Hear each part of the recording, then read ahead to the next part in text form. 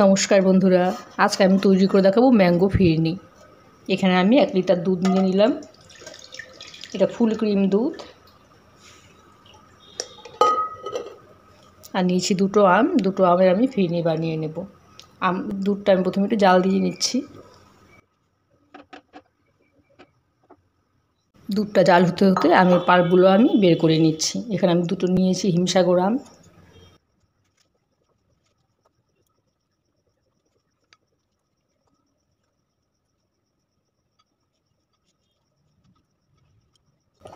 আমটাকে আমি কেটে নিয়েছি। আমটাকে মিক্সিং জারের মধ্যে দিয়ে একটু ব্লেন্ড করে নিচ্ছি।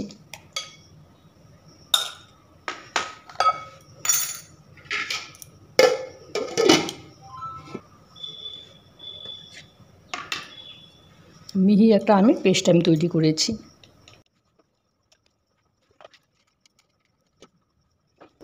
এদিকে দুধটা আমার ফুটতে শুরু করেছে। দুধটাকে একটু ঘন করে নেব। এখানে 1 কাপ গোবিন্দভোগ চাল আমি সকালবেলা ভিজিয়ে রেখেছিলাম, আর 2-3 ঘন্টা ভেজানো হয়েছে গোবিন্দভোগ চালটা।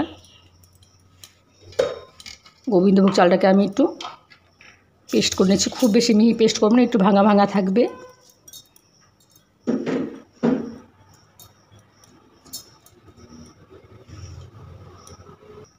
এক কাপ চালের মধ্যে 1/2 কাপ জল দিয়ে আমি পেস্ট করে নিচ্ছি।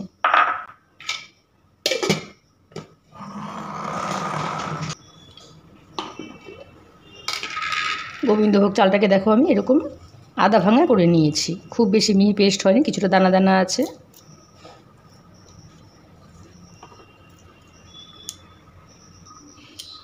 দুধটা এদিকে অনেকটাই ভালো করে জাল হয়ে গেছে। খুব বেশি ঘন আমি করব না দুধটাকে।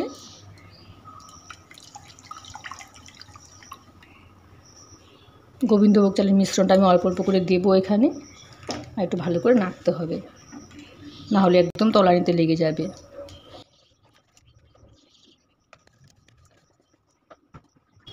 চালের মিশ্রণটা দিয়ে গ্যাসের আঁচটা কমিয়ে দিয়ে আস্তে আস্তে নাড়তে হবে। চালটা একদম সেদ্ধ হয়ে যাওয়া পর্যন্ত ভালো করে নাড়তে হবে। দেখো অনেকটাই ফুলে উঠেছে। দুধটা অনেকটাই ঘন হয়ে এসেছে।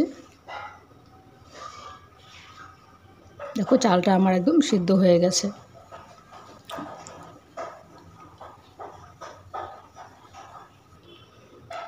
এখানে আমি বড় চামচে 6 চামচ চিনি দিয়ে দিলাম। মিষ্টিটা তোমরা তোমাদের পছন্দ মতো দেবে।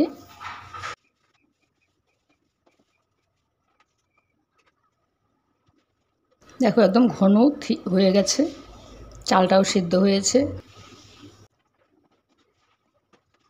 তোমরা চাইলে এখানে একটু এলাচ গুঁড়ো দিতে পারো। আমি এলাচ গুঁড়ো দিচ্ছি না, আমের গন্ধটাই ভালো লাগে। কিছুটা সাদা ফিরনি আমি একটা বাটির মধ্যে তুলে নিচ্ছি।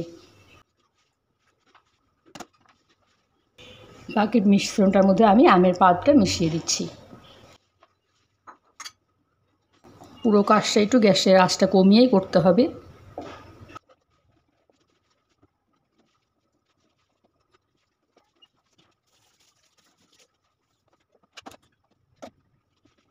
এটা আমার রেডি হয়ে গেছে। গ্যাসের চুলাটা বন্ধ করে দিয়ে আমি একটু নামিয়ে নিচ্ছি।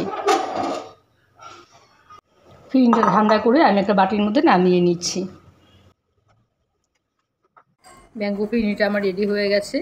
আমি একটু ডেকোরেশন করে তোমাদের দেখিয়ে দিচ্ছি।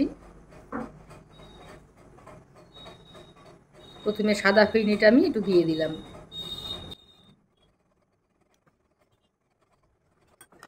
কিছু আমের চাংস আমি উপরে দিয়ে দিচ্ছি।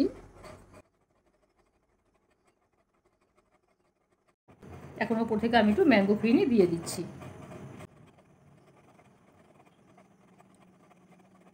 আর একটু আমের চাংস দিয়ে আমি একটু ডেকোরেশন করে নিচ্ছি।